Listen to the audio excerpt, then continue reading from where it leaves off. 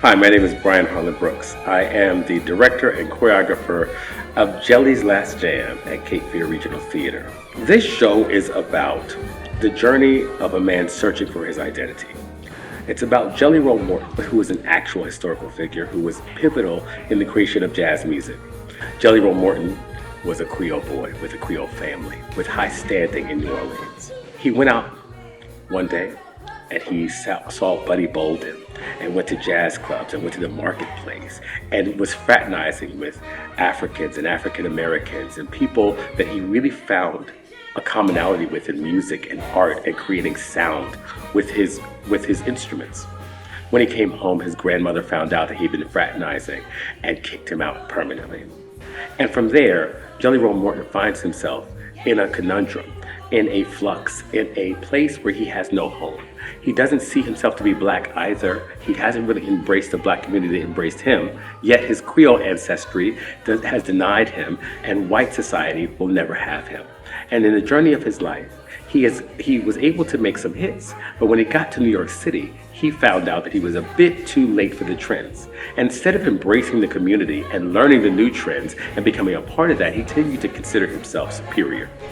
That left him destitute at the end of his life. And he died at about 50 years old with very little money in a hospital after having a stabbing happen to him that we really don't know what happened to him. In our show, we go through that journey vis-a-vis a character named Chimney Man. And Chimney Man is based on a voodoo spirit named Baron Samedi. This spirit is a person or the spirit that takes a person from life to death and ushers them into the next realm. Baron Samedi, or Chimney Man in our show, is able to make sure that Jelly gets the record straight before he's able to pass on peacefully. So this story takes place, in my mind, in the last breaths of Jelly's life. Hey, I'm Deon Releford-Lee, and I'm the Associate Director Choreographer for Jelly's Last Jam at Cape Fear Regional Theater. And I think that we are doing some really amazing things with the movement in this show.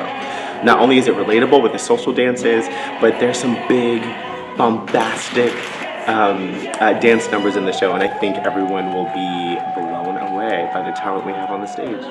Hi, I'm Christie Chiles Twillie. I'm the music director and music supervisor for Jelly's Last Jam.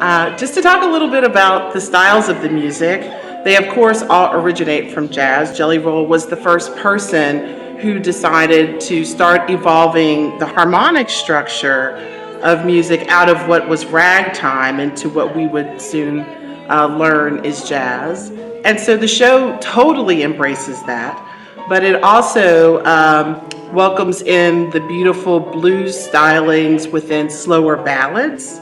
And there are also moments when we hear elements of classical style, which was actually part of his training as a child. I think the idea of dealing with your identity and feeling like you don't have a home to go to because you've been rejected from that, but you don't feel connected to what people are pushing you into, and you still have white supremacy kicking you out of all of it. I think the show is very relevant in understanding that you can find that in the people that you connect to, and the identity is just the beginning of understanding who you are.